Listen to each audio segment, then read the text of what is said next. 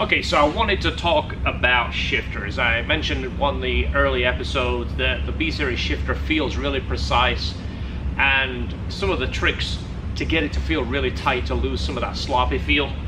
Well, these are what the B-Series shifters look like. I got 3 right here, and this one actually came out the car.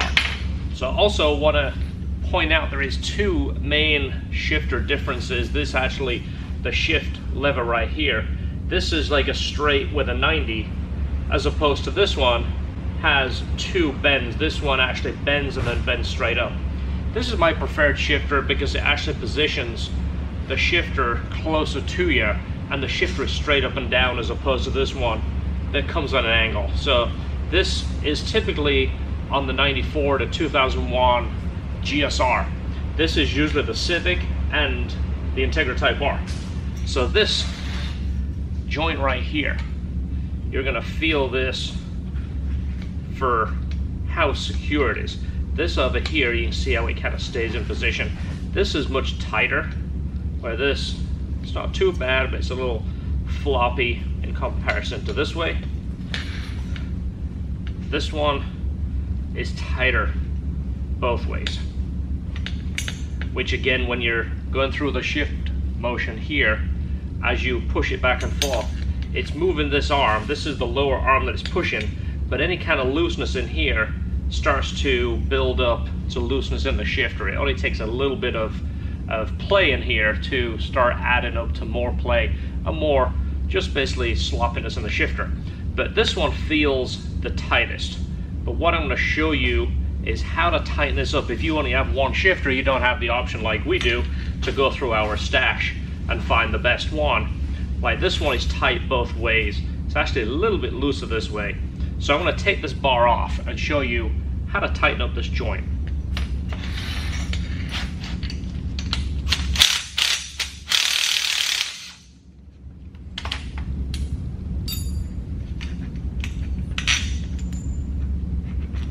Okay, so now you'll have your bar removed. Now this is the joint that we're looking at tightening up. Now this one is pretty good. This one is nice and tight this way, and it's smooth. It doesn't want to be grindy. Well, this one is a little bit loose. Well, this here is basically like a rivet. It's being actually pushed through, and the end is being peened over, and this is probably being done in a machine. It probably gets assembled, a die comes down and punches that, which again, over time it loosens. There's not a whole lot you can do. I'm going to show you how to tighten it up. I'm going to use one of these guys right here. This is a ball peen hammer. You want the one with the rounded end, and you're going to basically work on this end of the rivet and round it by tightening it up. You're not going to hit this area here because you're going to bend this and change this angle. This wants to be completely parallel, so it doesn't bind on one side of the bushing more than the other. All we're doing is tightening that pin up little at a time to basically bring the pressure in, but keep it even. So do it little at a time. Don't try and hit it 3 times and be done. Take a few steps, take your time. You want to have this on a hard surface. If you have an anvil or the anvil of your vise, it will help. But what we are going to do right here is we're not going to hit it completely in the center. We're going to try and work around this edge and just basically roll that pin over to tighten it up. What I usually do is do it on one side, flip it over, and do it on the other.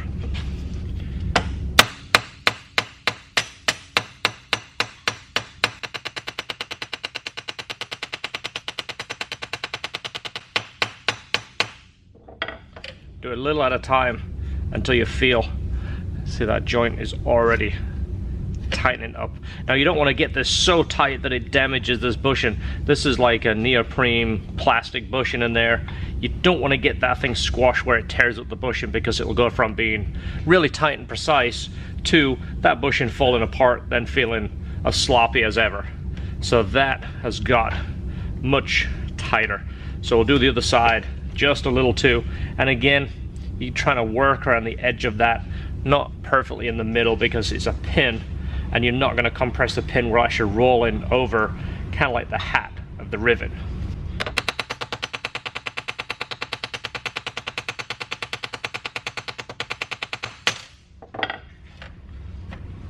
So now that is tight and it's nice and smooth. You see that? It's not dragging, but it's not got any floppiness to that at all.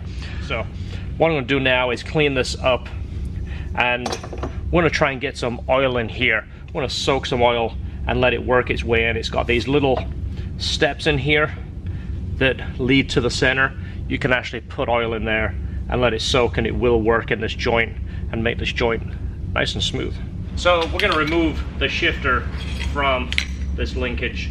These are just held in with the little 10mm bolts here. These go through this way. You'll see them from the top. They look like rivets, but you flip them over, you're going to see there is a 6mm nut right there.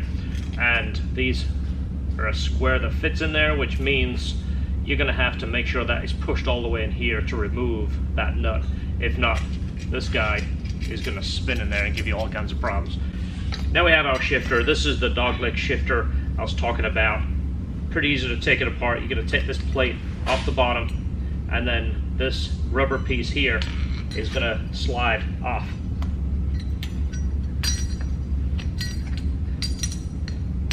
So this is what your shifter looks like. First thing we're going to do is inspect this ball right here. Make sure it doesn't have any flat spots on. Make sure it's nice and smooth. This over time will wear out. I do so happen to have another one here. This is one that's painted.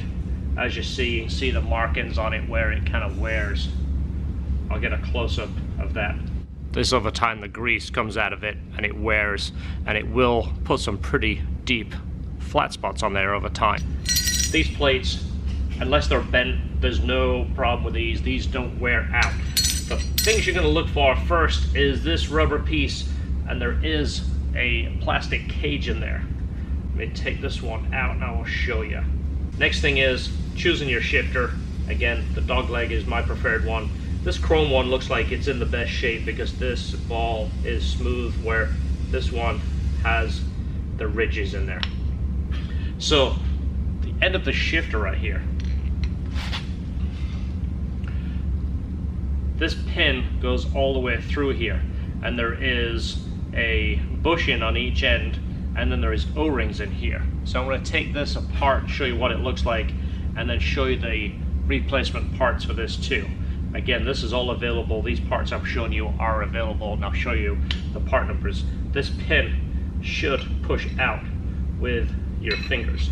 So the easiest tool I found to get this out is a 1/4 inch 11mm socket. It fits in there pretty good, so it's going to push this bushing out.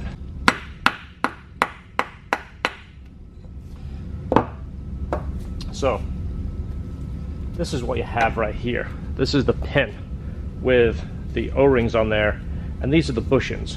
Again, this shifter, apart from the ball, isn't really going to show any wear. These are the parts that wear out. This pin and these bushings. The bolt that goes through your lower stabilizer bar is gripping this tight. So this on here is this movement. This is what is moving like here. Everything is holding on this bushing right here. The ring is actually sitting, the O-ring is actually sitting tight on this bushing. This bushing is fitting in here. You see how this goes right here. So let me show you the part numbers of the new ones and show you how to put it back together. Okay, so you now have the 4 O-rings and the 2 bushings. This pin right here, I'm going to take the old O-rings off there, and again, these usually get just wore out over time. And then same with this shifter. You see this has like that pitted rust. This is like chrome plated. This is the Japanese one. As long as it doesn't have any rust inside there, which it doesn't, we'll just go ahead and clean this up, and then we're going to grease all this stuff and put it back together. I'll show you how that works. I'll clean the shifter up and we'll be ready to assemble. Okay, so now we have our parts clean. You're going to use the Honda grease, the Aurora high temp grease. You don't need high temp grease. It's not going to get too hot in here. This is just my favorite grease, and everything gets it. So what I would recommend you do is give this a douse all the way around it so that we get grease under the O-rings, everywhere it's gonna go. And then, now your hands are nice and slimy with this stuff, is pop these O-rings on there. Just gonna carefully slide down. Nobody knows grease, so when you push them on there, you're not gonna split the O-ring. And again, all four of them in there. Make sure they're in the groove where they should be, like so. And a little bit more there. This is good stuff. And much rather your shifter. More the merrier. So you're gonna get this lubed up. Nice. Now you are gonna install your bushings in your shifter. You're gonna put one at each side. These things fit in there pretty tight when they're new. So when you put them in there, make sure they're all the way down. Again, one on each side. You see how much tighter these are now. And again, they should go in with your hand. Don't use a hammer because you could crack these. And again, put a little bit of our favorite slime in there. This, again, more the merrier. Get it in there. Then this pin, what's going to happen is as you push the pin through, you're going to push out whatever grease you had in there. So what I typically do is put it in one side, flip it around, put it in the other side, flip it around, and then you are going to push it all the way through. So see that now we have that pin in there. And now with those new O-rings and those new bushings, this is tight. You can see that. I can push it from side to side. That way we know our O-rings are not bent over and jammed, but it is nice and tight in there. Don't be afraid of getting grease everywhere. This is going to be exposed on the underside of the car. This is your floor pan. This is going to be sitting here. This is all exposed and it sits above the exhaust. So don't be afraid of getting this greasy. All it's going to do is help prevent that rust. So don't be obsessed cleaning that. This is the part that's inside the car. All right, next part is you're going to get this plate. Go ahead and clean it just so you can see what's going on with it.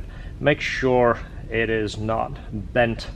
You want to make sure, put it on a flat surface and just make sure it doesn't have a shape to it that's been put in wrong or tightened down wrong, because this is going to be pushing against the cage that holds this. So those two parts you're going to need. This is the rubber piece right here.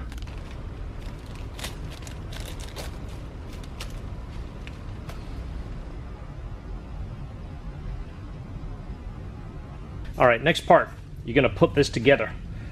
I usually put the cage inside this rubber dust cover first. What I would recommend you do is put our favorite grease everywhere. I'll show you why in a minute. Hope this isn't bad for you because I use this stuff like hand cleanser. So douse it all the way around there. This, just to be sure you get it in all the grooves, wrap it around there. So you fill those little spaces there. You see that? Again, don't be afraid of stuff. If you want to use rubber gloves, go ahead and do that. I'll report back in 20 years if this stuff is bad for your health. I'll let you know, because I've been last 25 years dousing my hands in it. So reason you want to put it in those grooves is so that there is grease coming through the other side. So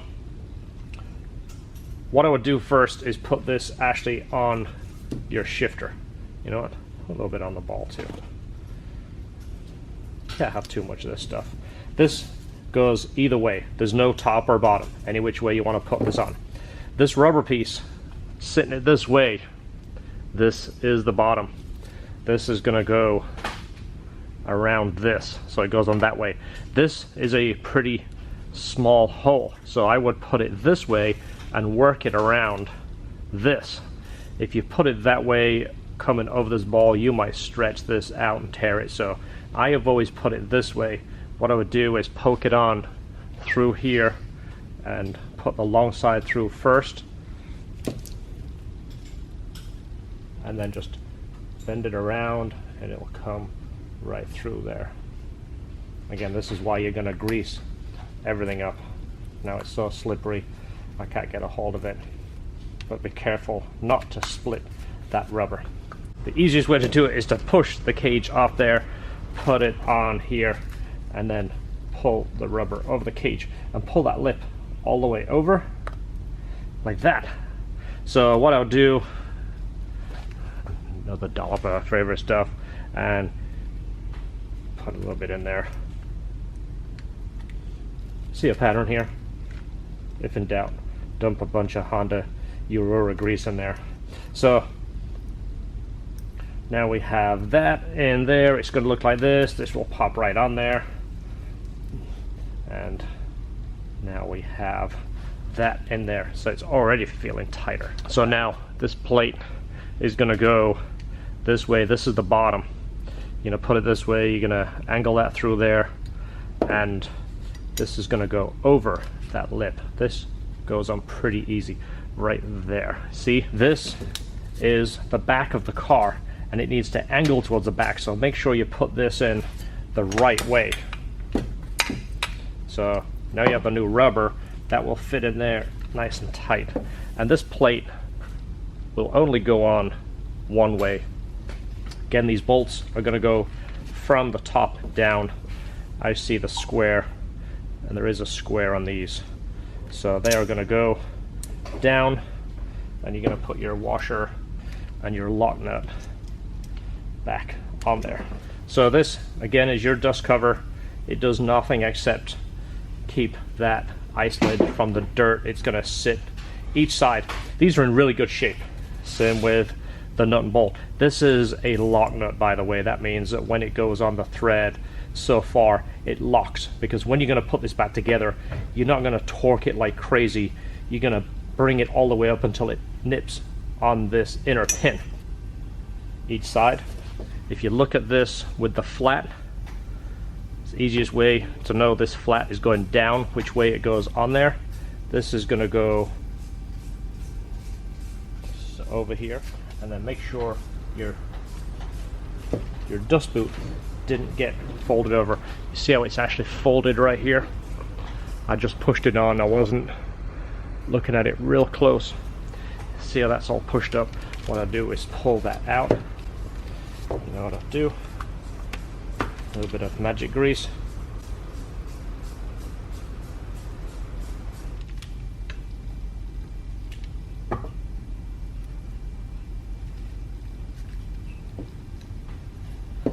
So now it's lined up. Again, look at your dust seal. Make sure it's not folded in anywhere. Now we're good. So put the bolt through. Put your nut on there. And you're gonna run this until it stops, but don't go crazy where you just mush it. You're gonna run it in until you feel it bottom out on that inner pin.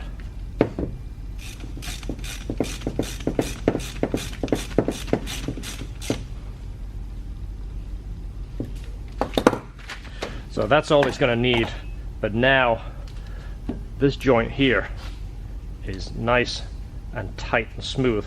This pin here isn't going to have any twist to it. So now that has tuck up the slop in there, it's tuck up the slop in this end, and also showed you how to tighten this up. This is now tight. So there's another area to address. This is usually a rubber bushing in here. This one has one of the urethane pieces. The rubber one is fine. If it's all wore out, buy a new Honda one. If not, you can buy these neoprene ones or urethane, whatever they're made of. You can usually buy them a pair. You buy this and then the piece on the other end that holds it to the floor. They're like 20-25 bucks. This already has them in. They're in good shape. This again is bolted to the transmission, and it's the stabilizer bar. It's just you don't want a whole lot of slop here. It doesn't make that much difference. This is something that people used to buy and put on and expect it to tighten up the shifter. It does almost zero. Also, this end too. This is the urethane aftermarket one. It doesn't hurt, it's already on here, I'm just going to reuse it. But again, if it's all broke up, buy the Honda one.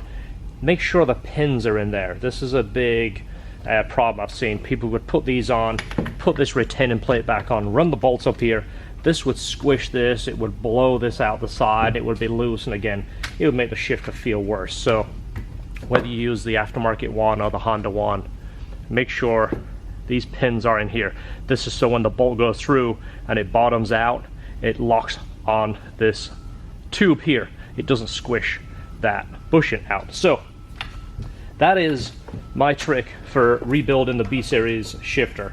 It's going to cost you these parts here. I'll put a link to the part numbers again, but these pieces here, the cage, this, the bushings, are about 20 bucks, and it makes the biggest difference. Of course, whatever you're going to buy these, the Honda one, again, it's about 15, 16 bucks for this, or you buy the aftermarket one as a pair for about 20 bucks.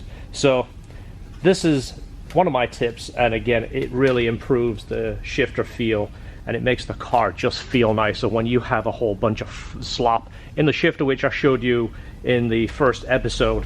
This just had a whole bunch of floppiness in there. It just makes the car feel old. Even if you've got a brand new paint job and an awesome motor and your best wheels and suspension, when the shifter has a whole bunch of side to side, it just kind of takes away from the car. So next thing is the actual shift knob. A lot of shift knobs that you see is that billet aluminum one. Everyone makes one. The Integra Type R came with the first ones that I remember, and then of course, you know, the S2000 came with the aluminum one. To me, it just feels a little small, and of course in the summertime here in Florida it gets super hot, and when you let the car sit in the sun, that sucker is 150 degrees. You can't put your hand on it. So I'm sure you guys have the same problem in the cold states. When it sits, the aluminum absorbs the cold and it's freezing cold. And anyway, this is something I found here. This is from a Mustang. This is 83 to 98 leather shift knob. I'll put the link to this. I found it on eBay. Reason I like this is it's leather, it's a little bit bigger, but it somewhat looks similar to the GSR shift knob. The 2001 shift knob is now 170 bucks, I think. It's a leather shift knob. Of course, it's made in Japan. It's probably a nice piece, but 180 bucks. This was like 25 bucks, and it looks, it's the 5-speed, it's got the right pattern, but it looks similar to the GSR knob. The GSR used to be more of a square, but it's similar.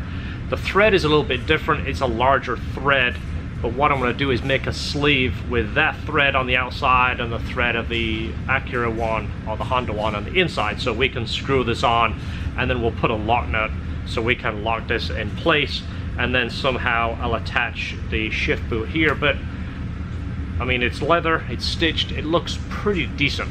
So that's my find. That's my $25 shift knob, just because it feels a little bit beefier.